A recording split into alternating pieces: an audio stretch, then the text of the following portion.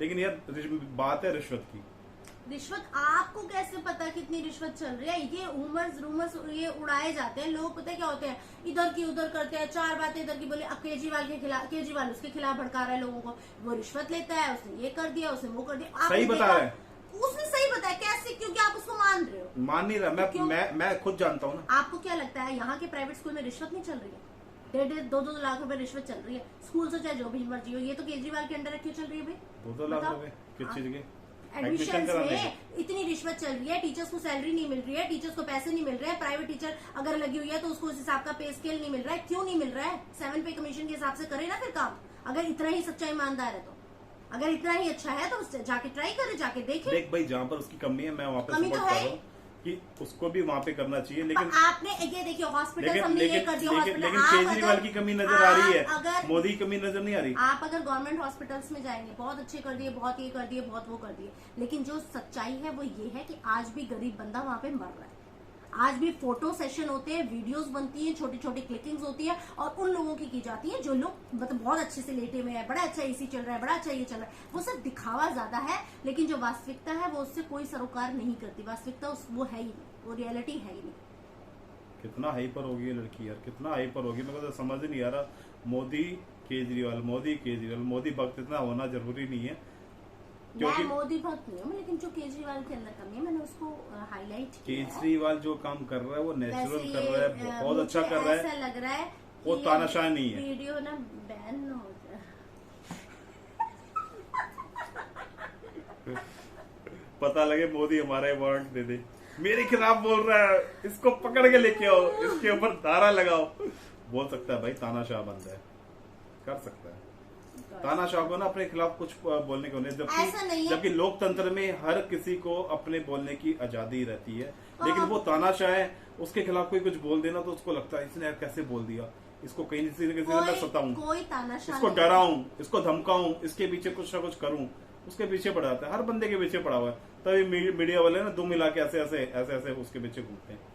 मतलब विपक्ष से सवाल पूछते हैं, उससे कोई सवाल ही नहीं पूछता।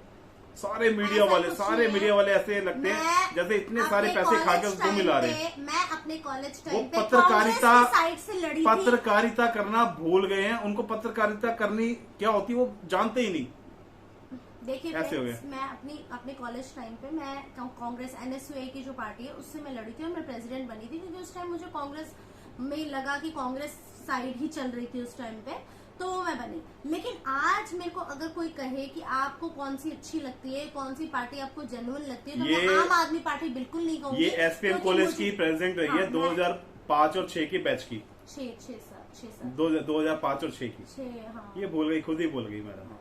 मुझे याद है 2005 और 6 की उसमें रही है, और उसके बाद ये दिल्ली यूनिवर्सिटी में भी खड़ी होने वाली थी। तो मैं इसको मिल गया, मैंने बोला नहीं खड़ी होने, जब जहाँ पर रागनी नायक जब भी खड़ी हुई है तो उसके साथ ही खड़ी होने वाली थी, उसके सामने ही खड़ी होने वाली थी मेरे ख्याल से। अपोजिट वो कांग्रेस की थी, उस कांग्रेस में ही थे हम लोग, एक ही मतलब उसके थे पार्टी, एक इसमें थे, मतलब एक ही पार्टी के थे। तो इसका चांस था पूरा खड़े होने का, लेकिन मैंने उसको बोला भाई तेरे को इस चक्कर में नहीं पड़ना ना, राजनीति से दूर रहना है। तो इसको मैं वहां से खींच लाया था। नए बॉयफ्रेंड बने थे ना मेरे, ज्यादा रोड चलाते थे अपना, और मैं भी पागल थी, अपने सारा कैरियर की झंड मार के वही ठीक है, अच्छा बिल्कुल, हाँ नहीं जाऊंगी।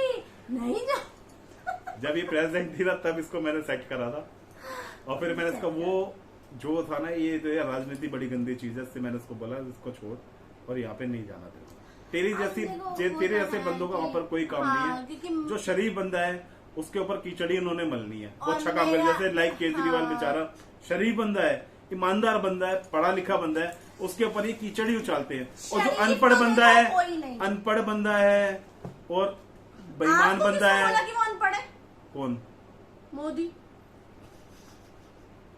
मैंने नाम लिया किसी का? तो इन्होंने नाम तो उसी के लिए लिया। नहीं, मैंने नाम लिया कि मैंने क्या, इसने अपना भी बोला मोदी। मैंने अनपढ़ बोला, उसने बोला मोदी। भाई पहले मैंने तो नहीं बोला, उनके मैंने साथ नाम नाम नहीं लिया। जोड़ा जाता है, चाय वाला चाय वाला चाय वाला। अरे वो खुद चाय अरे वाले थोड़ी नाम नहीं थे, जोड़ा जाता। खुद चाय वाले थोड़ी थे, और अगर थे भी उन्होंने पढ़ाई लिखाई करी तभी तो वो कुछ बने। और सुन लो गुजरात मेरी बात, वो गुजरात कहते भाई मैं चाय वाला हूँ, मैं चाय वाला हूँ, मैं चाय वाला हूँ, ये कर। देखो एक किसी के पिता या जो भी उनका रिलेशन था उससे थे। और दूसरी बात, गुजरात के वो इतना उन्होंने गुजरात में अच्छा काम किया था जब वो वहाँ के मुख्यमंत्री थे। इतना अच्छा काम, मेरे भाई की पोस्टिंग ना वही थी, मेरे भाई की पोस्टिंग वही थी, उसने बहुत अच्छा काम किया था। और इस वजह से उनको हम मेरा हाथ पकड़ देख लो, ये नहीं बोलने दे रही मेरे को। भाई ये बीजेपी वाले ना कहीं भी हो, ये भारी रहते हैं दूसरी पार्टी के ऊपर। ये हाथ पकड़ लेते हैं उसका, हाथ पकड़ के उसको बोलने नहीं देंगे, खुद चढ़ जाएंगे उसके ऊपर। बोलने की बात ही नहीं है, ये जो बात ही उल्टी कर रहे हैं। मेरे को ये बताओ, मैंने किसी पार्टी का सपोर्ट नहीं किया, लेकिन जहाँ पे गलत है, जब मेरे मुंह में उंगली दे दी, मेरे मुंह बंद करने के लिए हाथ पकड़ लिया कि नहीं बोलोगे। हाथ पकड़ लिया, लेकिन मैं मेरी बात अच्छा सामने कैमरा चल रहा है, वरना तो गर्दन पकड़ ले। मेरी बात कंप्लीट नहीं हुई थी, मैंने इसलिए हाथ पकड़ा कि मेरी बात ये है कि अगर वो इतना अच्छा काम करके, गुजरात में इतना अच्छा काम करके अगर उन्हें प्रधानमंत्री चुना गया, तो इसमें आप ये कैसे कह सकते हो कि एक अनपढ़ गवार को तुमने सरकार दे दी? कैसे अनपढ़ गवार को दी? वोट तो तुम देने गए थे, वोट तो ये देके आए थे मोदी को। घर घर मोदी, हर घर मोदी, मोदी क्या थी वो लाइन जो हमारी बेटी बोलती थी छोटी भाई सी। इंडिया में ना बहुत लोगों ने वोट दी है, और मैं भी ये कह रहा था जैसा ये बोल रहा है, अगर ये ऐसा करेगा तो इससे अच्छा प्रधानमंत्री कोई नहीं हो सकता। किया है वैसा अरे किया यार कमाल है। की बात कर रही है। ऐसा नहीं है, बहुत चीजों में पता है उसे बहुत मोदी अच्छा के कुछ किया। फेमस डायलॉग बताता हूँ आपको, कुछ फेमस डायलॉग जिससे मेरे को उसको बहुत ज्यादा नाराजगी है। वो क्या बोलता था, पेट्रोल डीजल का दाम बढ़ा या कम हुआ कि नहीं हुआ? वो 70 रुपए से 120 रुपए हो गया। सिलेंडर का दाम कम हुआ कि बढ़ा? वो बेचारा 400 रुपए से उठ के 1100 रुपए पहुंच गया। फिर उसके बाद जीएसटी नहीं लागू करूंगा, जीएसटी लगा दी।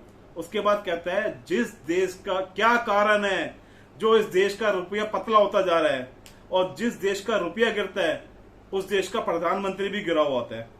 आज रुपया गिर के 80 रुपए से पार चला गया, आज उसको ये बात याद ही नहीं आती। कौन सा रुपया गिर गया? मैडम रुपया गिरता जा रहा, 80 रुपए हो गया रुपया गिर के डॉलर के मुकाबले। आपको मालूम ही नहीं है इन चीजों के बारे में। अगर पता होता तो आप रुपया कौन सा गिर गया उनको ये बताओ।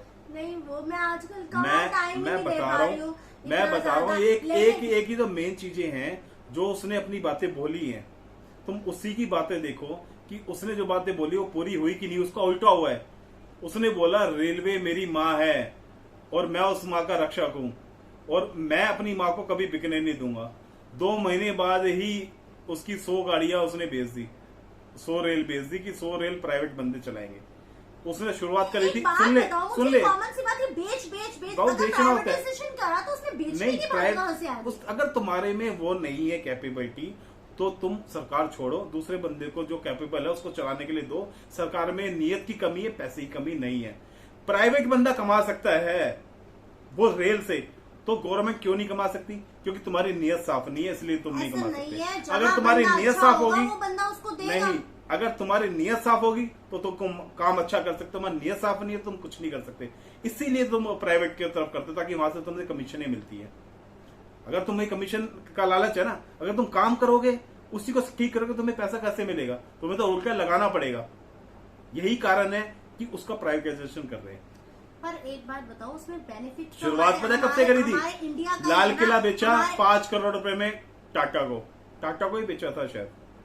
टाटा कंपनी को उसने लाल किला बेच दिया 5 करोड़ रुपए में। क्या फर्क पड़ा? लाल किला बेचा है, देश की संपत्ति है।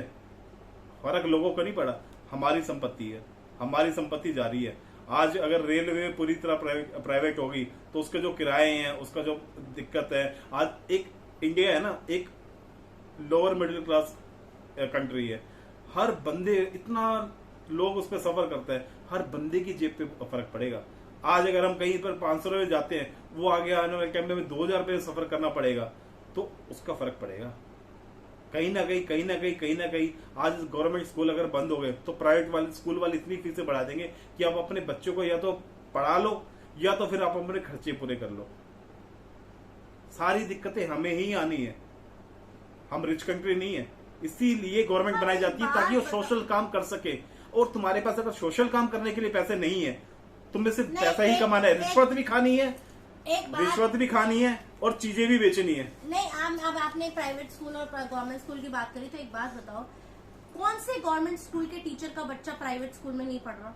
या गवर्नमेंट स्कूल में कौन सा बच्चा हम अपने बच्चों को पढ़ा देंगे गवर्नमेंट स्कूल में? नहीं, माहौल ठीक नहीं है, नहीं बच्चे पढ़ाई नहीं करते हैं, केजरीवाल जितना मर्जी बोल दे कि अच्छे स्कूलों में डाल रहे हैं, लेकिन आज की डेट में भी कोई भी अच्छे घर के बच्चे गवर्नमेंट स्कूल में नहीं जाते हैं, ना उन्हें भेजा जाता है। सबको पता है, हम भी नहीं भेजते, जाने लग गए, नहीं जा रहे यार, वो तो फैलाए गए, उसको अपना नाम करना है, आप एक बार चक्कर लगा के देखो, चक्कर क्या लगा के देखा? अपने 2-4 बच्चे करती होंगे, 2-4 बच्चे, उसका वो अपने बच्चे को करेगा, उसने सबको अपना बच्चा माना है। इवन वो बंदा इतना बढ़िया बंदा है कि उसने क्या बोला है कि मैं बच्चों को पढ़ाऊंगा, शिक्षा की क्रांति लेके आ रहा है। और जिस देश का नागरिक पढ़ा लिखा नहीं होगा, अनपढ़ होगा, वो देश कभी तरक्की नहीं कर सकता। इतना बढ़िया बंदा है, टीचर्स की ड्यूटी पोलियो ड्रॉप में लगा देता है। इतना बढ़िया बंदा टीचर्स है, को घर बैठे सैलरी देगा, घर घर जाके आधार कार्ड बनाती फिरती हैं वो। तो गवर्नमेंट टीचर्स की बात कर रही हूँ। मैं- उसके बाद टीचर्स की अगर बात की जाए तो टीचर्स को ऐसे से काम, ये इसको इंजेक्शन लगना था, उसके इंजेक्शन, आंगनवाड़ियों वाले काम टीचर्स को दे रखे हैं।